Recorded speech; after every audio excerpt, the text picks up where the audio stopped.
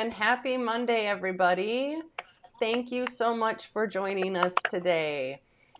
Today, we have two special guests, which is very exciting. We have Dr. Courtney Blohm. I should have asked that beforehand. I'm sorry, Courtney. From Dakota Pet Hospital, and Allison Laminin of Delighted Dogs, both located in Minnesota. And our topic today is Better Together. We're talking about veterinary practitioners and behavior consultants and how wonderful it is when we can work together. So before we get started, I would love everybody to give us a big hello and let us know where you guys are watching from. And if you got to do anything fantastic in the beautiful weather, at least here in Wisconsin, with your dogs today. Ed got to meet a new girlfriend that's going to be coming over on Tuesdays. Her name is Gladys, and Ed had quite a good time, and so did Gladys. We're very excited to be able to have her over. So that's what we did today. So we'd love to hear what you did.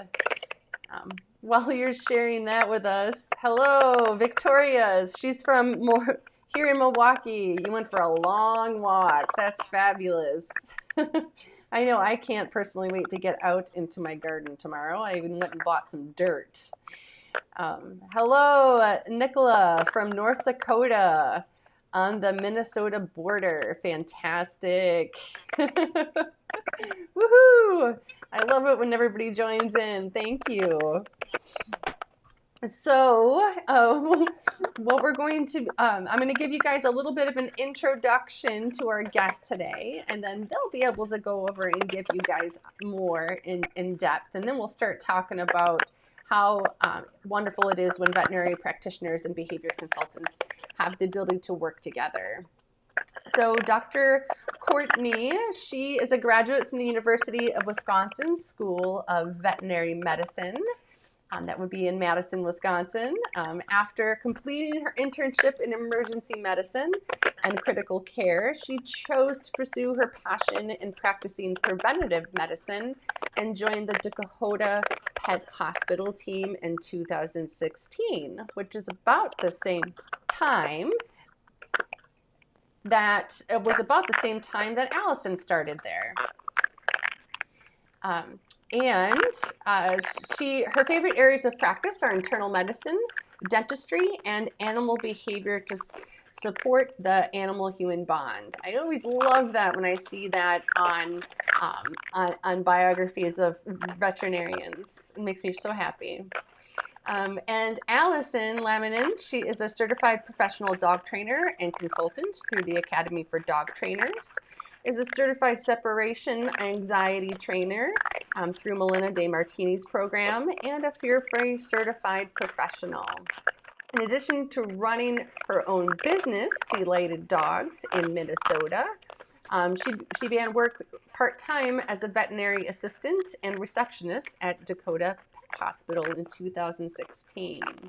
All right, so we're going to bring our guests on, and they can tell us a little bit more about themselves, and we'll start with Dr. Courtney. I'll bring both of them on at once. All right.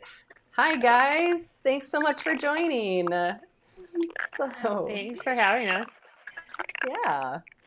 So, first of all, did I just totally butcher your last name, Courtney? Dr. Blohm? No, you actually said it right. It's Blohm. So your first guess was right. Okay, good. So I'm never offended. I just kind of answer to all the variations of my last name. Gotcha. For some reason, our audio went kind of icky on your side there. Hearing some clicking noise. It is. Would it be helpful if I put headphones in at this time? Yeah, why don't you try that? Okay. And I'll mute you for now. Yep. So I muted you for now while you get the headphones on, and we'll see if that's what's going on, and we'll have Allison introduce herself, because I'm sure I missed some other things on there. I know you're also certified through the Pet Professional Guild, maybe a few others. Just the Pet Professional Accreditation Board, yeah. So I've got the everything you said plus that one. Awesome. Good, good, good. So, Um, I guess, I mean, you said it all. I don't really think there's too much more about me. okay, okay. All right. So we'll start with you talking about you starting work at, because you and Dr. Blohm started at about the same time. And can you explain what your role is there? Because you're not employed as a trainer there. You're employed as a receptionist and a veterinary assistant. So can you explain to folks who may not understand what those different roles are in a clinic and how they play an important part? Yeah, that's a good question. So as a veterinary receptionist, which is my primary role, um, kind of do all the like communication. I mean, not all of it, but there's more communication across the board. But I make appointments, reminder calls. I have to, make sure I'm putting the right, notes in the appointment notes as far as like, does this pet benefit from having some sort of, pre-appointment medication to help them feel more comfortable, that kind of stuff, or do they have anything else that we really need to know about, um, their visit. Um, let's see, processing payments and all the boring stuff there too, emails, that kind of stuff. Yeah. And then as an assistant, helping out with treatments, holding dogs, sometimes helping with vaccinations or surgeries, stocking things, helping out really wherever. So kind of just like whoever needs help, hi, I'm here. So yeah, they are very different, but they kind of all blend together, and you help each other out. So, Mhm. as an assistant, you might help at least like answer a phone and put it on hold, or bring a product out to somebody who just paid for it over the phone, things like that. But yeah, we all just kind of work together. Yeah, yeah, gotcha. So the receptionist part really is important because you are helping as first contact for a client who may be calling to make that appointment and who may be sharing with you that their pet's a little bit nervous. Then you're making sure those notes are getting in and then that they're getting to the appropriate people so that they can help to make decisions, like Dr. Courtney, on does this animal need pre-medication? What can we do to help this animal through the appointment? hmm Yeah. Yeah, I mean, even just the other day, I made an appointment for somebody. There's a little pop up that said this pet um, needs a certain medication before coming, and so having to ask like, do you need some of that? Do you want us to fill it, or do you have some at home? And then making sure that that gets to the right place and that they can get the medication before the appointment to use it properly. So yeah, there's a lot of thought that goes into that, and just all the little detail that can really help the appointment go as smoothly as possible. Yeah. Yeah, yeah, gotcha, gotcha. Yeah, I think receptionists are often overlooked with the importance of their role, but it's very important. And I think each and every single staff member at the clinic plays an important role, and again, working as a team, which I think is so important. Mhm. Yeah. Yeah.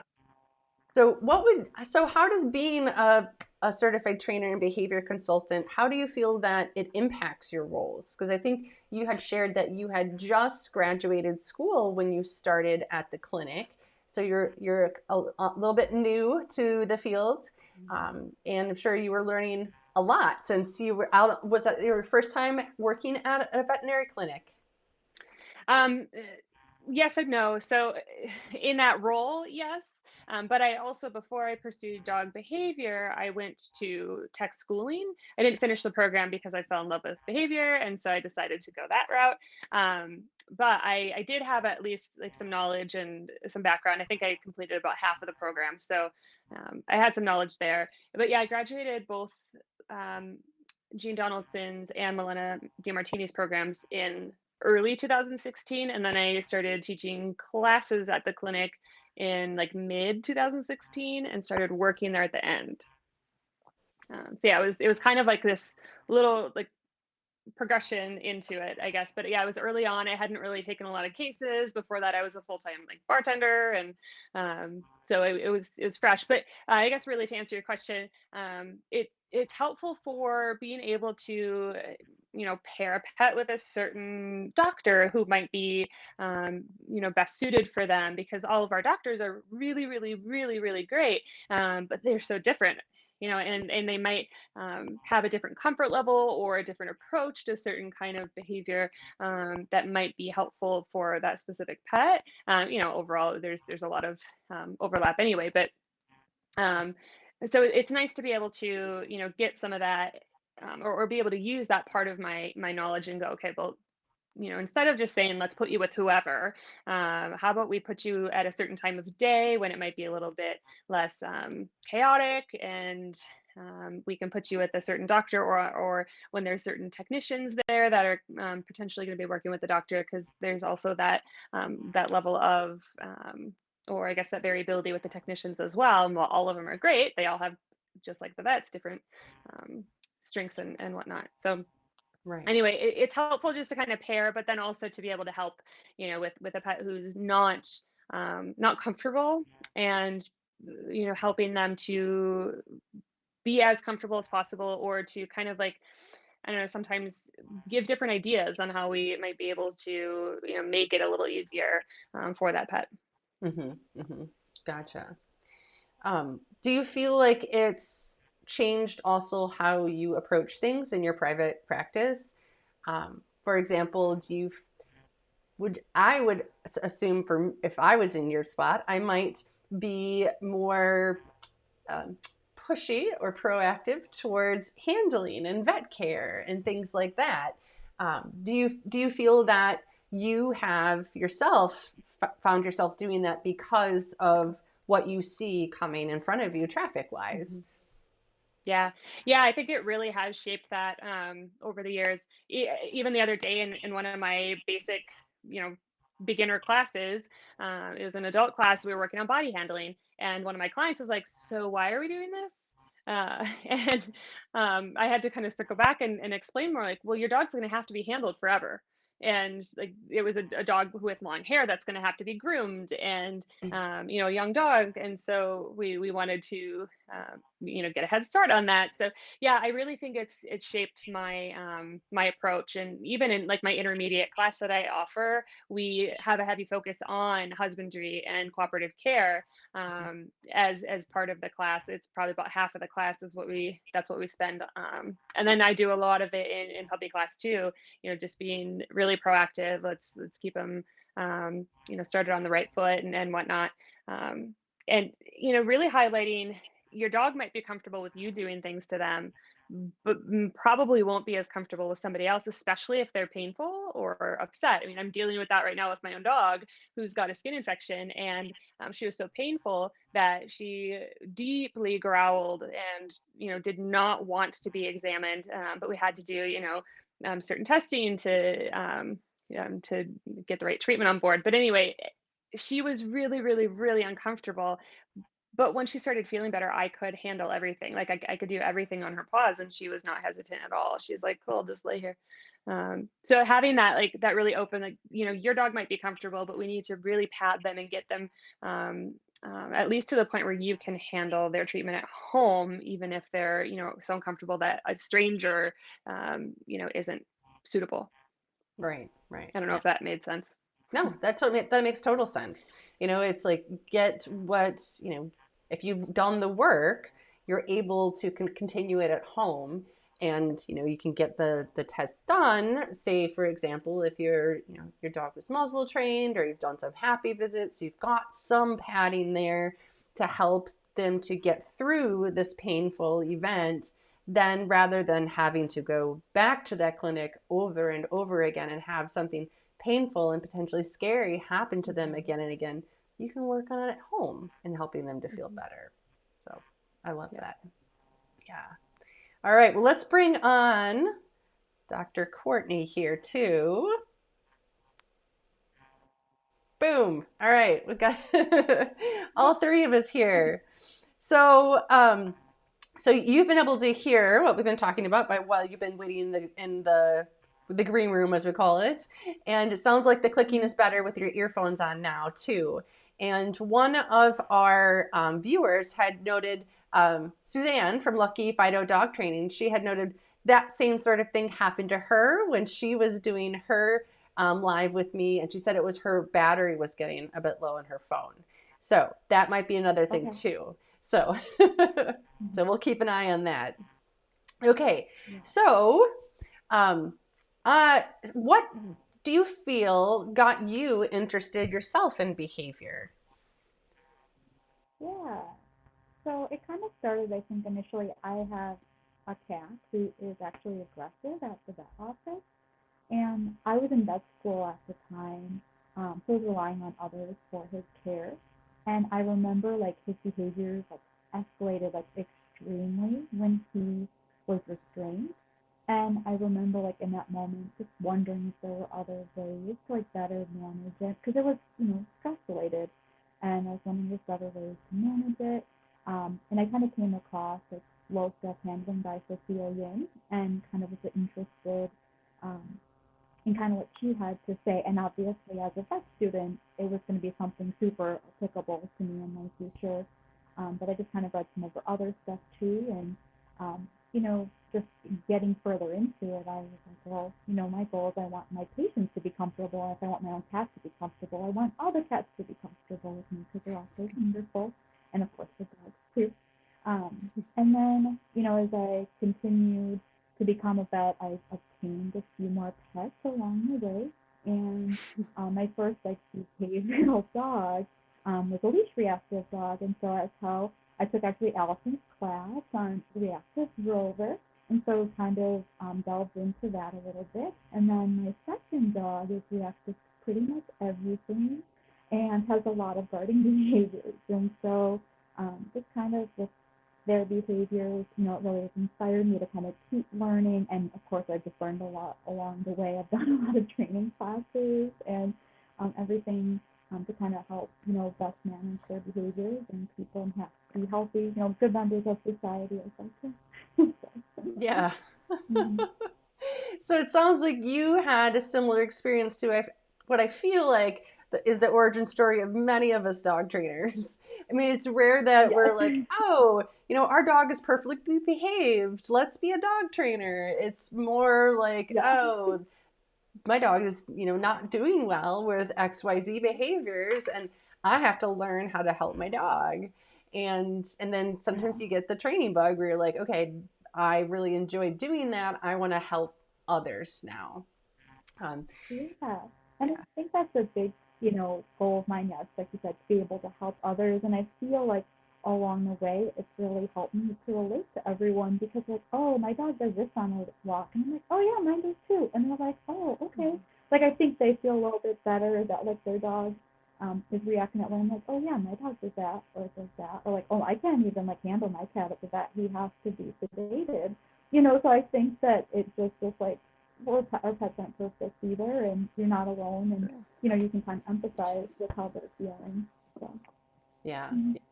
I think that's huge because I feel it, at least a lot of the stories that I hear, and I may just be, hearing the not so good stories, but I hear a lot about people say, well, I went to the veterinarian and they said, oh, your dog shouldn't be doing that. You need to be telling them that you're the leader, or you should be doing this or that. And rather than empathizing with them and saying, hey, my dog's not, or my Yeah, cat is not perfect either. And I worked on it, and here's how I worked on it. So I love hearing that you're sharing that with people so that they're not embarrassed or feel like, oh, I'm with all these professionals who have these perfect pets.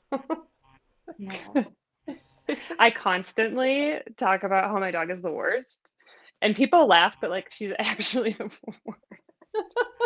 no, she's so good. Yeah. She's the sweetest. So yeah, when people complain about their dog, being a nightmare and being a teenager, I'm like, hey, I'm a dog trainer and my dog is also the worst, so it's totally normal. Right. Yes, and I'm all about promoting like, hey, there's things that I choose to manage with my dog and things that I choose to train. And I don't choose to train everything because you know what? It's Mm-hmm. exhausting. So I let people know that too, is that you don't have to work on getting this perfect dog. You have to decide what is that you are okay with or enjoy, like sitting on the couch, jumping on you when you come home. You know, those are all things I'm totally fine with my dog. And I think part of that is because my first dog was so fearful of people, and I did it all wrong. So I made her reactive towards people, and that once she finally started to warm up and be friendly with people, I was like, I don't care about any stupid manners. I just want my dog to like people. So that's what my goal has been. Oh, this is a very funny comment here. Do pet What? professionals with perfect dogs exist? I love that. Nicole, your dogs are perfect. Yeah. Right, right. And people who say that their dogs are perfect, I find that a little fishy. So Courtney, where did you go for, or what did you find? I mean, I guess you were in vet school in Madison, Wisconsin. So that is Patricia McConnell Haven, because she Yeah. used to teach at Madison. I lived in Madison myself for 13 years, so I'm very familiar with the Madison Oh area. yeah. So what did you find, like when you were like, okay, like, you know, I need help with my own animals. Who do I talk to? Who do I reach out to? Yeah, and so I think by the time I had like a lot of problems with my animals, I was lucky enough to have like been through vet school and then met Allison as well as I kind of starting to get more interested in behavior. So a lot of like, especially with my least reactive dog, I mean, for me, I was like, oh my gosh, like, because that was kind of like the first time I ever owned a dog that would like react or like snarl. And I was like, this little precious little puppy, like, what is he doing? And I remember, like, it's just a news flash to me to something you're like, oh yeah, dogs have behavior and you need to get more involved in it. So luckily I was kind of like in my career and have like good like book resources. I had met Allison, so she was honestly one of my initial resources. And then kind of when I got to that point and started to be more interested in behavior, I would kind of like seek out the continuing education that was, revolving around behavior. And so that's kind of a big insight. And, reading like textbooks and stuff, they have some basic outline of how to manage some like, early on behavior stuff. So that's kind of, I think, my initial stuff that kind of got me into it. But honestly, a lot of stuff like taking training classes, learning to, like you said, manage the behavior and kind of work, through it a little bit. And then, yeah, with my other dog, Clementine, more of my problem child, but a wonderful little girl. I did a lot of reading and, research and, of course, consulting with Allison. We definitely had a behavior consult with her and kind of just discuss things because she started out pretty young. She's a really fear reactive dog. And so I was just like, I just need to talk to someone else, like on a professional level and kind of help work through some other stuff. And so I've learned a lot from her, too. Well, Yeah. that's great. But That yeah, yeah, it was hard though to kind of, it's hard to get a lot of that behavior experience. Like I'm really always on the lookout, or Allison also kind of gives me a heads up if there's something out there that I might be interested in. So Yeah, yeah. That was something that a lot of veterinarians have told me, is that they just, I know that school, you guys are learning a ton. You know, it's not like you're just learning about mm-hmm. dogs, you're learning about multiple species and all kinds of other things. And, and then you put behavior on top of it. They're like, oh my God, like we'd never get done with school. But at the same time, I've had a lot of folks tell me that they wish that there had been some core basic foundations so that they could have, at minimum, understood what was going on with their patients when they're working with them, and also, frankly, how to navigate the world of dog training and behavior consultants? Something beyond just, oh, go to a veterinary behaviorist. Like that seemed to be an answer that many of them would get, but there's not that many of them out there, and that's not what every family needs. So did you find that when you went to school, was it still about the same as far as the level of behavior education that you got? Yeah, unfortunately, it wasn't well covered in our curriculum. Um, we had the opportunity to learn. We had like an elective, like one weekend, like seminar course that like not everyone could get into, and it was your decision to do it. I remember like logging on and like trying to get it right away when we were like registering for classes because I wanted to. But I mean, so I had like through my whole like vet education, I had 2 weekends of learning about vet behavior, and one of them was Patricia McConnell, and then the other was Sophia Yin. So we got like really wonderful, educators um, teaching us those things. But there's only so much you can pick up in 7 8 hour day, and then yeah, for like 2 weekends. But that was kind of like the beginning of it, and trying to get some semblance of like what am I gonna expect? How can I manage some of the more basic things? And Sophia Yin did a lot of like low stress handling stuff, which I thought was kind of important, especially going out into the field. And obviously, we have to do restraints on our patients. So I thought it was a good like way to kind of get a little bit ready to go out and practice. But a lot of stuff I picked up on is just then for continuing education, being in practice, my own dogs, and of course my favorite resource is Allison. So And that attests to, in my opinion, Allison's education and her dedication and passion to it, which is, I think, is just wonderful. Um, yeah. So I'm sad that it is still that way, and it also sounds to me like there's a demand there. The fact that you were, like eager and ready and couldn't wait and like ready to log on and try and snatch a seat tells me that veterinarians want to learn. This is something that they find that is important to them. So hopefully that's something that with enough people voicing their opinions and with the growing popularity of fear-free pets, that will start to gain even more momentum and hopefully figure out a way to like reassess curriculums and figure out, do we need to learn about this weird zoonotic disease that only occurs in South America? Maybe we could take some time and add an extra weekend or two about behavior. So, which would be great. Good. Okay. So let's see here. I'm going through my question list. Does anybody who's watching have questions for either Allison or Courtney about their roles at the veterinary clinic, working with clients? Does your own dog have a difficult time going for their veterinary visits, for their general annual exams? Or is your dog struggling with anything? I know curbside veterinary care has been tough on a lot of our dogs. So let us know if you guys have questions about your own pets and going to the vet clinic that these two could help to answer, which would be great.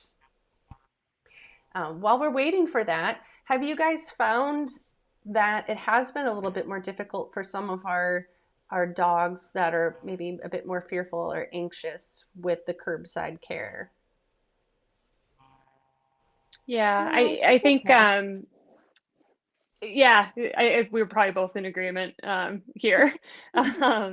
I think it's hard for a lot of them. Like where I see it the most as a receptionist is seeing them like coming into the building and having to be like separated from their mom or dad or whoever brought them. Sometimes they have to be carried in or really prompted to come in, and there's the one entrance, and we've got sometimes several appointments at a time, so we've got to be efficient there. And so yeah, it can be, I think, a little challenging for pets who do have a fear or even don't have a fear and just are kind of new to it.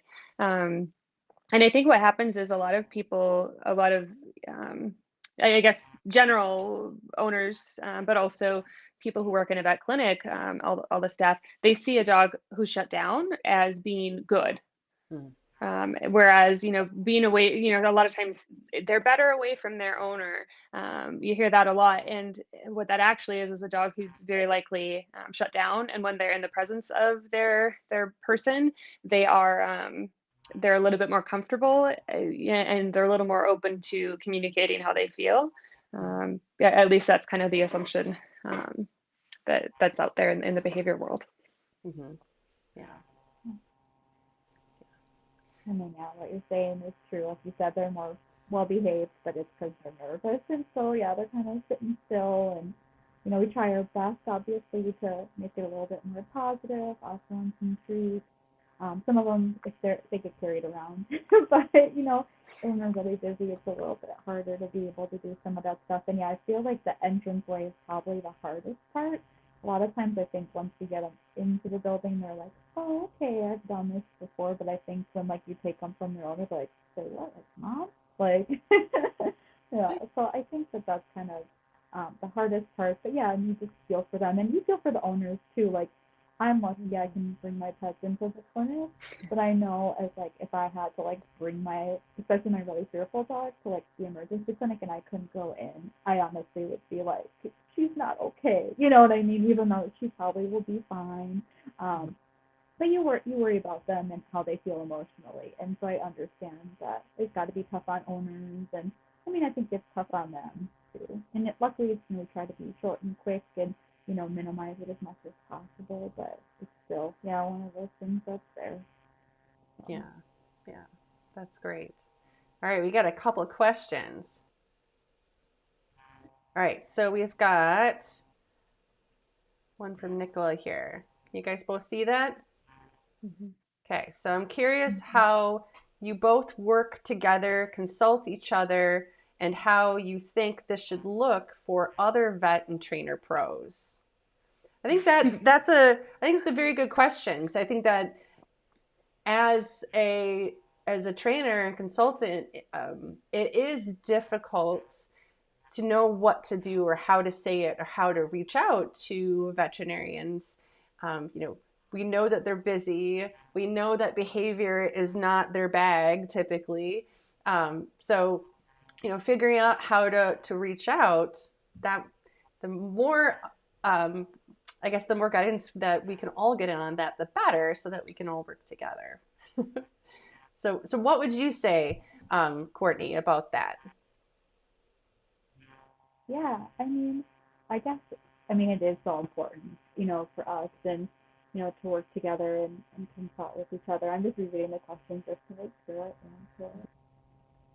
Yeah, and I guess the thing is, I'm pretty lucky. Like Allison and I have gotten along for a really long time, and have like a shared interest in creating like a positive environment and for our patients. And so I think we just kind of talk about stuff a lot, and it's actually been really helpful, for me because I have, Allison to consult with, and if I have patients kind of coming in to talk to me a little bit more about behavior stuff, um, the one nice thing is sometimes Allison's kind of seen them before, and so she kind of like assesses them and in a more detailed fashion than I'm able to, and kind of helps me gauge their behavior journey. Or she'll be like, hey, Courtney, just a heads up, I have this patient I'm working with that you're going to see, and just kind of let me know like how, and she'll kind of let me know how it's effective, and then I'll do my physical exam, making sure there isn't any underlying conditions, and that they're not painful for some reason or feeling sick in any other way.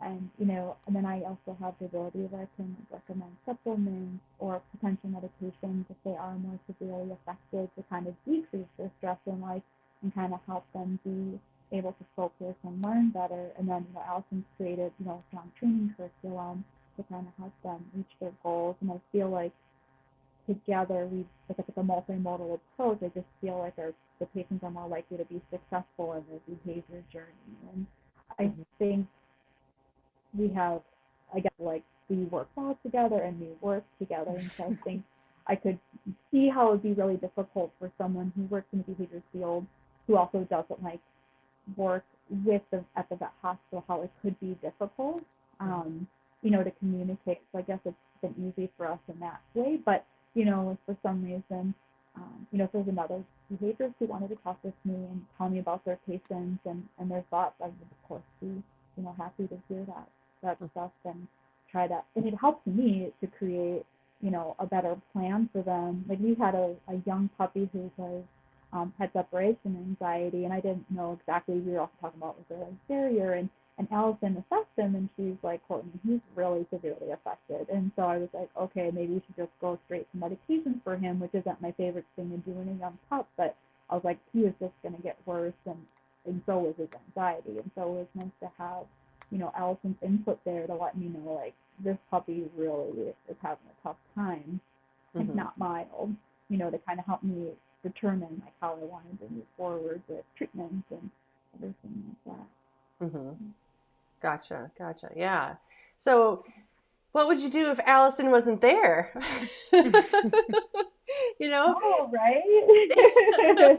I mean, I have certain patients that usually I will see and talk, and I feel like at this point I'm relatively comfortable with like initial management and kind of those recommendations. But then typically I'll kind of again do my workup, look for any medical causes, do blood work, and then usually I recommend that they go see Allison for a more thorough treatment plan, and or other trainers depending on where they live. But I mean, typically Allison's kind of my go-to. So if she wasn't there for me, I probably still would be recommending a trainer for them, because I think that's the most important part of their behavior therapy is the training, and I can just kind of help them make sure there's nothing else, and potentially give them things that might help them train through things a little bit easier.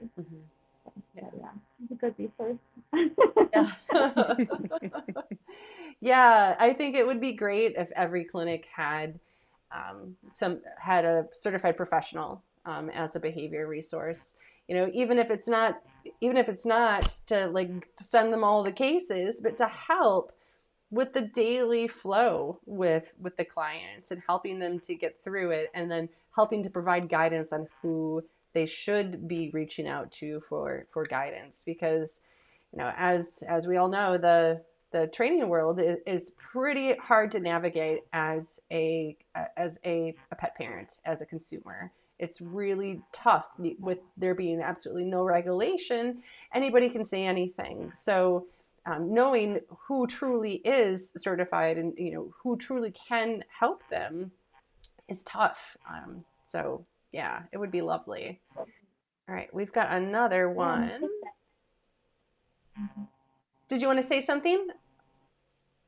Oh, I was just going to say, yeah, I think it's hard because if I wasn't in the veterinary field, I honestly don't know like what trainer I should have pursued. I feel like that's the hard thing, that there's certain things, obviously it's different things. First, we said it's unregulated, and some of the regulations, might change, how they react and how they respond to their behavior therapy. And so, yeah, it's a tough one out there. Yeah, for sure. And I am planning to do a live on that to help people. Gonna make some mock websites and go through language to help people. At least that's my goal. I'm really excited about that because I know how tough it is. Okay, so Jenica says, hi, Courtney and Allison. Question: when dealing with behavior issues, when do you decide it's time to use medical intervention, like anti-anxiety meds, etc., versus working on just training to modify that behavior? I think this is one for Allison. All right. So, I mean, I can't decide that a dog should be on medication, but I can recommend a consult. But anyway, so to answer your question, Jenica, also, hi, Jenica, we miss you. What I would probably look for, or the point when I would probably recommend a consult about medication would be, I guess there's a couple. One, if it's like blaringly like in your face, this dog is really, really suffering, or even just like suffering. They don't have to be like really suffering. So that would be one. Another would be if we're really having a hard time. So working with, dogs who have separation anxiety, it's common for them to end up on, at least for my clients, for them to end up on an anti-anxiety medication. Then there's also a point in the training where maybe we're having a harder time making progress. And so I might say, well, why don't you circle back with your vet, see what they think about if there's any adjustments that could be made. If we've tried a bunch of things on the behavior end and we're having a hard time, getting over whatever hump it is. So there are times where it's, right away in the beginning, this dog would very much benefit from a consultation, at least to rule out like, hey, there's nothing underlying here that might be, causing this problem. I've got a dog who I'm working with who has a bunch of broken teeth. And so that could impact how they're making progress, right? Because that pain can oftentimes work together and impact their ability to make progress. But anyway, so I guess right away, if the dog is like, hey, I'm not really enjoying my life overall, or I'm really easily triggered by something, kind of generally, so noises upset me, sudden changes in the environment are really hard for me to overcome. People are really scary, things like that. I might say, well, why don't we circle with your vet and see what they think? Or if we're having a hard time continuing to make progress, then I might recommend either having that initial conversation or having an adjustment conversation. And a lot of clients are hesitant. So in being a behavior professional rather than a veterinarian, it can be hard to persuade them to even pursue a conversation about medication because they're so worried about drugging their dog and putting chemicals in their body, and so they want to either just try behavior first or training first and then maybe add in some like supplements here and there, and that might be good for some dogs, but for ones who have pretty solid fear and aggression issues, that's probably not going to touch much of it, generally speaking. Yeah, yeah, yeah. And I would say the same for me. So, if I feel like the dog is having a difficult time bouncing back from an event, be it if they're fearful of a person or another dog or sounds or handling, and it just ruins the rest of their day, that's definitely a dog where I'm like, oh, like you really need to schedule a session to speak with your veterinarian about behavior medication options. And I love what you said there earlier too, Allison, because this is something that frequently happens to us as trainers is our clients will ask us, what behavior medication would you recommend? What should I ask for? And we always stay in our lane and are saying that is not our job, that is not our expertise, that is where your veterinarian comes in. And I'll just say, like in general, like I think that they need an anti-anxiety medication that's going to be helpful, and your veterinarian will help to guide you through that.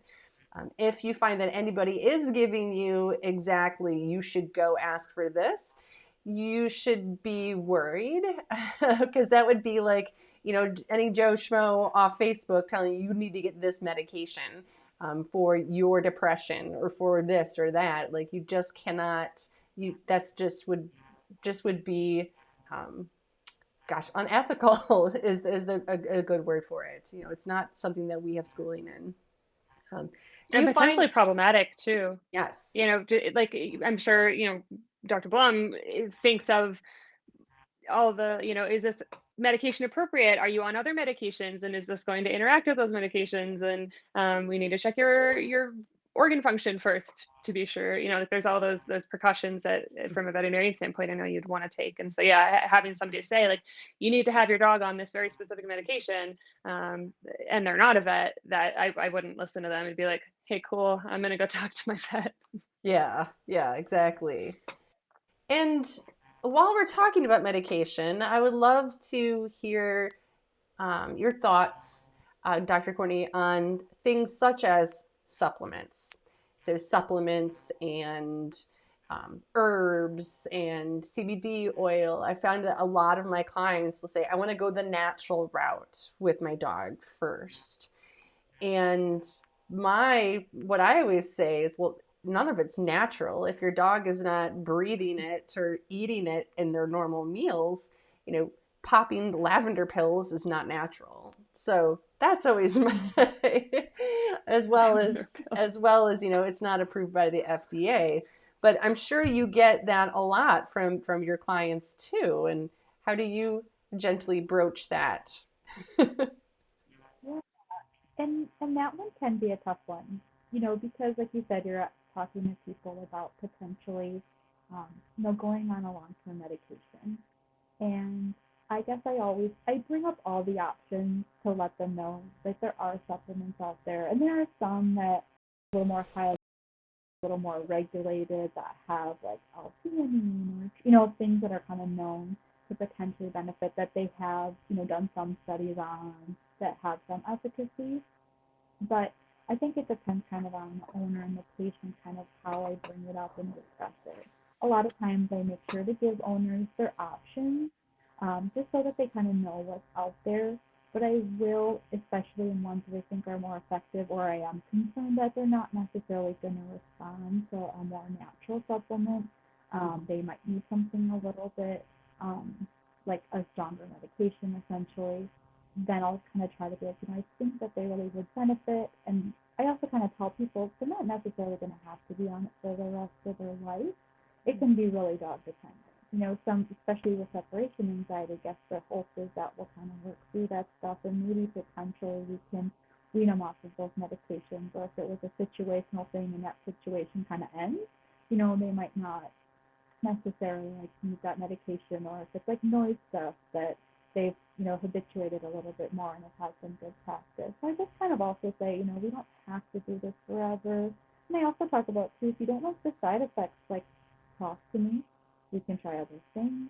But I think that I try to be like, behavior training is the best, but this can help make our training go faster, and that might make faster progress. And I think then that way a lot of times people are a little bit more receptive to the idea of doing, daily medications for them. And again, too, kind of like sharing my own story, is that, my pets are on medications too, and, I monitor blood work to be safe, to make sure that, we're not doing, that they have good organ function and can metabolize these properly before we start them on this medication, so that, we'll minimize any side effects they could potentially have. And I feel like people are a little more receptive when I kind of, bring it up, and we have kind of a conversation about, these are your options. This is probably what I'd recommend, but ultimately, it's up to you. Or if you want to try the supplement, and if you're not seeing any benefits in a few weeks, then let's try this. Or potentially too, if Allison has seen them, kind of, put our input together and just be like, kind of just based on her assessment, my assessment of, them in the clinic today, and just kind of letting them know how you feel about it. I think people are pretty open. Mm-hmm. That's a really great approach. I really like that a lot. Yeah. Yeah. And I think the biggest thing is long, that our clients feel supported, and that they know that whatever decision they make, we're not just going to be like, oh, you can't come here anymore. We're not going to help you with anything. Which I know that I have seen some trainers say that they do, and I just was like, well, that's not helpful. And, it's everybody chooses and learns at their own pace, and being there to support them. And I think just laying it out, because, both Alice and I do separation anxiety, and many times people will say, I want to wait to see if we need meds. And then I just explain, okay, that's cool. We can do that. But I just want to help to give you the additional information of how long it will take for this medication to build up in their body, and, the benefits of how it works with training, how they don't have to be on it for the rest of their lives. And that I have never had a single client tell me they wish they never would have went on meds. I much more here, I wish we would have done this sooner. Mm-hmm. Yeah. So. Yeah. I think that really helps to help them to understand, because like, I want to help them to get to their goals as efficiently as possible. I don't want them wasting their time and their money, both of which are very valuable, or for their pet to suffer any longer than needed. And yeah, so. Yeah, I take the same approach too, and I would say that probably all of the clients that are like, "Oh, I wanna wait and just see," they're like, "Mm, never mind. I wish I would have gone from day one and, just done it right away." And yeah, I've never had anyone regret it, when they did have their dog on medication. And it's amazing to see, I'm sure you graph things like I do, but, we track the progress. And so when you look at the graph, I actually can look and I can see exactly, and I know exactly where the dog, or when the dog started to take medication based on the graph Yeah. going up, Yeah. pretty quickly in comparison to what we were doing before. Hmm. Yeah. Mhm. Yeah. It's hard when, I think I think it's, it was hard for my own self. Like when I decided that I needed help with medication for myself, like I wanted to do everything natural and I was like, I can do it by myself. And I think and then having a dog who needed medication, I think it really helped me to be able to understand what, other people are going through and how difficult of a decision that can be. Um, but then Mhm. having seen the benefits from it, I'm a believer. Better life with chemistry. Yeah. Yeah. I'm a believer as well. So, Right. yeah. All the way. Okay, here's another great one from Nicola. So, another question. What should people look for in a clinic if their dog is reactive or nervous? How can they know if the clinic will be supportive or make things worse with punitive based training? I feel like that one is hard right now, in particular, because you can't be going inside and talking with the veterinarian face to face, be in the exam room with your animal. um, so any I guess, Allison, what would you say, what would be something that you would look for in the clinic, or what do you have questions you would ask? Yeah. I First thing I'd ask is, and of course this is coming from me being, having the background that I have, um, but I would probably ask, like, am I going to be allowed to participate in my dog's care? Obviously, there are things I'm not going to be able to participate in. I'm not going to be able to be in the surgery room or, doing, like, there's certain things I'm not going to be able to be there for. But I would want to make sure I was able to be there for my dog with my dog. Partially because it would make me and my dog feel better, but also because I know my dog, and I know that I know what she will very likely do, or what her different behaviors might mean, and what a progression is. So anyway, I think I can be more valuable, in that way, Mm-hmm. to help with her stress level. And then I would probably ask, um, what their approach is with a dog who is having a harder time in the clinic. Like, are they going to use more restraint, or will they give the dog a break? Are they going to, just pin a dog down and make it happen? And unfortunately, there are times where we have to get things done. Like, we have to, bandage your foot, and that we can do our best to, make it as restraint free as possible. But we got to hold you still while we bandage your foot, or like place a catheter or something like that. So there are times where we really can't adjust any of that. But I guess, overall, like, are you going to give my dog breaks? Are you going to, um, believe in using, food when appropriate, if my dog is not, going in for, vomiting or something like that? And how are you going to approach us? Like, the one thing I really love about, all of our vets are, like I said, wonderful, at Dakota Pet Hospital. But one thing I really love about Dr. Blohm is that she knows me, and she knows not only what my dogs need, but what I need. And I'll never forget when I had my dog up on the table, for a dental cleaning, and he had this tiny, tiny, tiny, tiny little black, lesion on his body.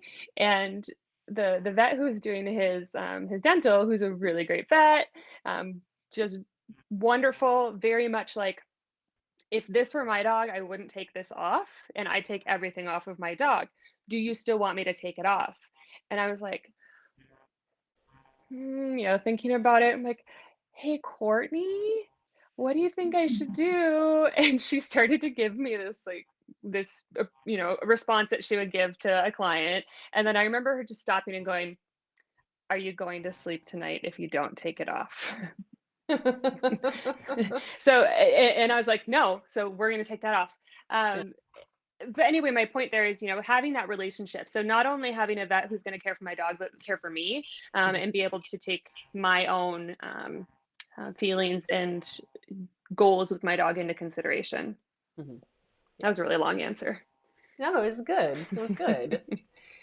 So, how about you, Courtney? Let's say you retired as a veterinarian, you're off doing something else, and you're now looking for a veterinarian for your own animals. How would you choose a clinic? Yeah, I probably would kind of have similar curiosities and questions that Allison does. But there also too has been like more movement. There are some fear-free vet clinics out there, and knowing, and it probably would depend on my dog too. So my current dog definitely would be looking for a fear-free clinic. If I had a really, you know, I guess, confident and dogs who kind of would go with the flow, I might be a little bit more open to be like, oh, he'll sit, they'll behave, they'll be a little more comfortable, confident in situations. So I might be a little less inclined to ask questions, but just based on, yeah, her reactive behavior, I'd probably be more searching out like a fear-free clinic or at least one that has goals and discusses that they try to practice that as closely as possible. Mhm. I think, and I guess again, yeah, since I'd be a retired vet, I'd also, be like, if you feel like she needs medications or if she'd do better for sedation, I'm down. So I think just kind of knowing how I would work with a more fear reactive patient, I would probably have some of those questions too. I would be a horrible client, so I think. Yeah. So, I think it's really great for and I always encourage my clients to do this with their groomers, with their daycares, with their veterinarians. As I say, hey, tell them up front that you are okay with something not getting done. I said, because they feel a lot of pressure to get it done. I said, because you can imagine how many people who are out there who would just lose their mind if they took their dog to a groomer and the dog came back half groomed. I mean, when they're groomed improperly or too short, people freak out. But half groomed because the dog was getting stressed out and tried to growl or bite the groomer. It's like, so tell them that. Say, hey, if my dog gets nervous with this procedure that you guys are going to trying to draw blood for, um, please just stop and we'll come back another day. We'll work on this or we'll work on that, because I feel like that helps to take the pressure off of everybody, opens that communication, and then makes it so that everybody can work as a team, which is so yeah, helpful. I really like that. That's a great suggestion. Yeah. Because knowing that and also just kind of knowing what people's goals are too, like at the clinic, and that their comfort is the most important thing. Yeah, it totally helps us be like, okay, we don't have to get this done. Owner will understand. I don't have to have a conversation of like why we weren't able to do this today, because you know I try my best. If my patient seems like it's way too stressful and I'm going to create a bad experience, I typically try to stop and give them breaks and tell their owners would be best if they came back, or maybe we should do an anxiety medication before proceeding with, this type of procedure. Um, Mhm. but no, that's a great recommendation. I love it. Yeah. Yeah. Good. Yeah. And I'll tell you, Nicola, one of my questions that I go, uh-oh, wonder if she lost power. We'll go, oh, no, she's No, still I there. Nope. have power. I'm trying to figure out my battery's low and I have it plugged in, but it's not like Charging. charging. So I'm Gotcha. Gotcha. sorry. Well, if we lose you, we'll know why. So, Yeah. one of the things that I have done when I first moved to my Milwaukee area, I like to be able to have references, referrals for my clients. So I went to several different groomers and I said, what would you do if my dog growled if you were trying to do his nails and pulled them away? That was my question. And by how they answered that would tell me if I was going to refer clients to them or not. They never knew that I was a trainer. I was just a potential client coming in.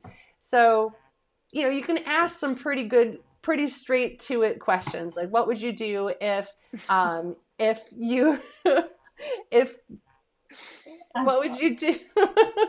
What would you do if my dog tried to growl when you were trying to draw blood? What would you do if XYZ? You could ask them that. That's what would be my suggestion. And if you get, well, I would, that's unacceptable, and I would restrain your dog and get it done, or yell no, or something like that. Anything basically that does not say, as Allison said, stop, give them a break, reassess the situation, come back another day, discuss pre-med options to help your animal get through it. That's when I would move on. Yeah, for sure. So, all right, looks like we have, okay. Great. Okay.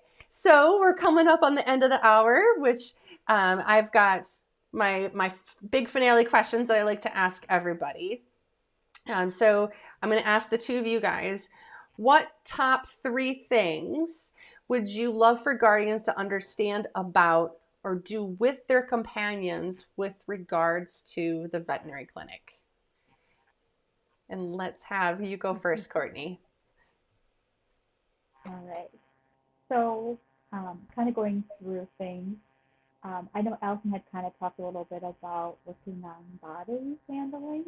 I think is something I typically like to recommend owners do because, like she said, a lot of times they can do stuff at home, um, and that strangers can't always do it. But I feel like if at least you're practicing at home and creating some of that comfort, my hope is that it'll make things a little bit easier. So I feel like just kind of practicing, and obviously if you have an aggressive dog, seeking a professional to kind of help you work through some of that stuff. Um, but I feel like to me it can make a really big difference because if you can't look in your dog's ear, I'm probably not going to be able to look in your dog's ear. But if that's something that they've had training and they associate, someone looking in their ear with treats, it can make life way easier as a veterinarian. So that's kind of something I like and typically recommend, especially with like puppies and puppies in general. I mean, they just don't always like to be held still and manipulated. So I think starting just, with gentle, slow sessions to kind of get them more comfortable with things they think is just helpful in general for like, if you have to pull burrs out of their feet or clean their ears or that kind of stuff as they get older. Other things too, and I think obviously can depend on the vet you're going to, but I always tell people like feel free to like bring your favorite treats or toys, to help us create a happier experience, when we're at the vet office. Like I would happily say hi or like, throw the ball to your dog for a few minutes before we start our exam to help create a better experience for both you and your pet. And obviously we might have to do some things that are a little bit less fun, but maybe if we have some of your favorite things to help distract you, it might make it a little bit easier um, to work through. So that's kind of number 2. And then the other thing too, I always tell people don't hesitate to like reach out to your vet if you do feel like your pet feels a lot of stress like at the hospital.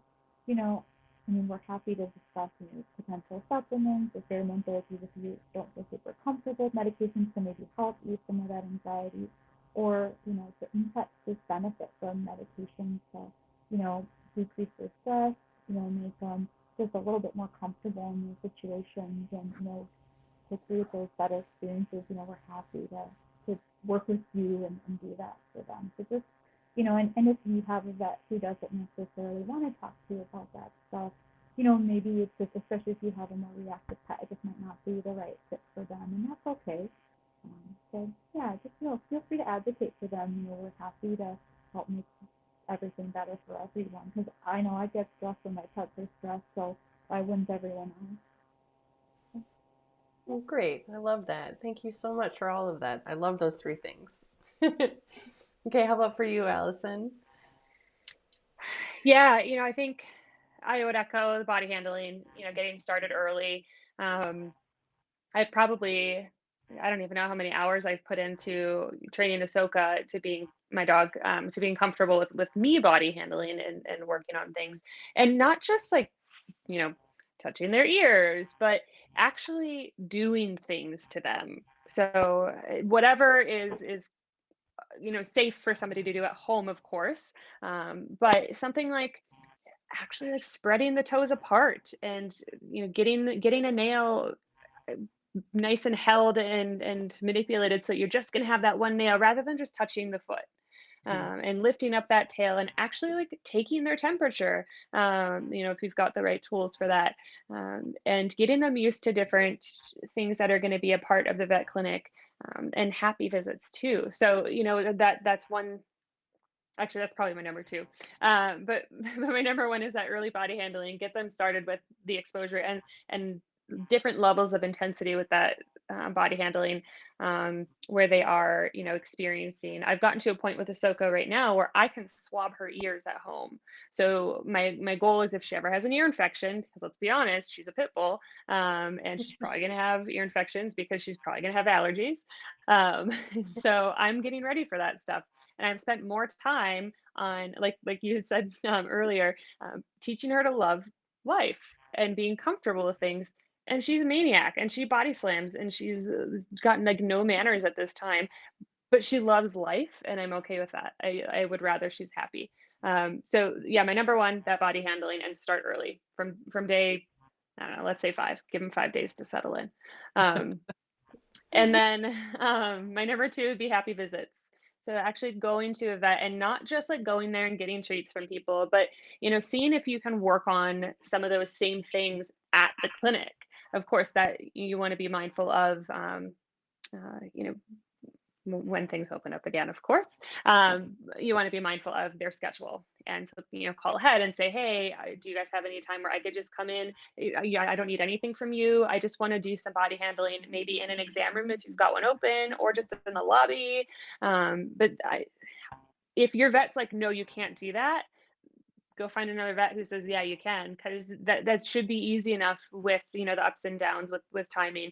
Right now things are wild, um, in the veterinary industry. We're so busy, but I think we would still, even knowing that, we'd still be able to accommodate those things and being able to help pets, dogs and cats, I mean any animal, feel better.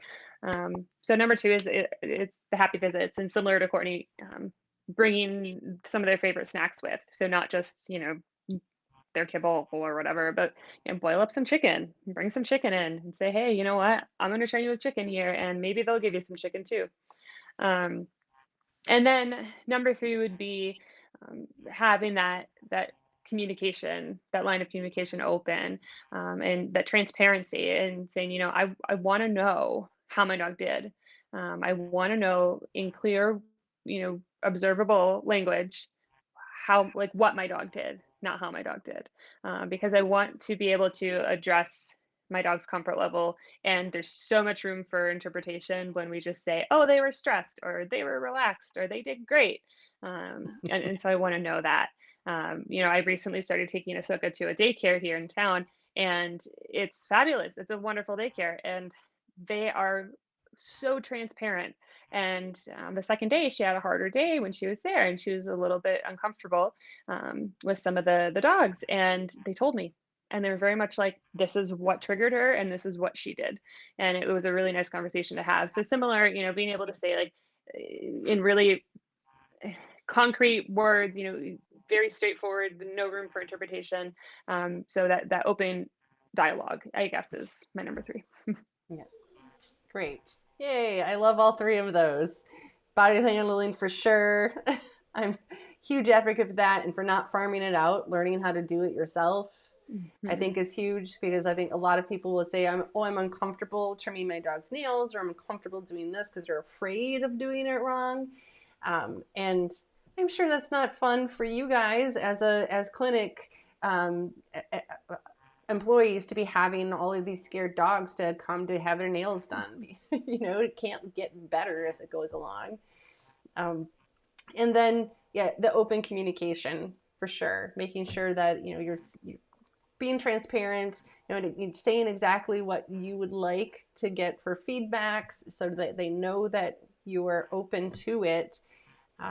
And for happy visits, I really encourage people to say, hey, can I pay for an exam or whatever, so that you're putting it out there. Because while I think as the fear-free movement gets more popular, this is going to become a more of a regular thing. At least I'm hoping, because I remember when I had first moved to the Milwaukee area, the clinic that I said, this is what I like to do to make my dog to feel comfortable. What do I need to do in order to do this with you? And they said, oh, just come at lunch, or if the parking lot's empty, then go ahead and come on in. But I was willing to pay them money. Like, I was willing to say, hey, I know that I'm taking up your time, even just, or a seat in your area. Let me pay you. So I always encourage clients to do that too. Is just so they know that that you want to do this that badly. So, and I think when people, yeah. And when people offer to pay you, you're more likely to say, no, it's okay. And then you don't want payment. So it's the gesture forward. Okay, well, thank you two so much for joining me. I really appreciate it. And I'll be sure to tag you guys if we get some more questions, as I'm sure we'll get questions as people are watching the recording. And to everybody who is watching now, the recording will be available on both Facebook on our channel and then also on our YouTube channel. So you'll be able to also share this with people who maybe are not Facebook people and are just Instagram or neither. So we'd love to have you guys share it and pass it along. All right, thank you too. We'll say goodbye to you too, and we'll talk about what's coming up next Monday. Thank you. Oh, sorry. Thanks for having us. Thank you. Sorry, I'm not used to having two guests, so flipping through all my buttons has been a little bit different.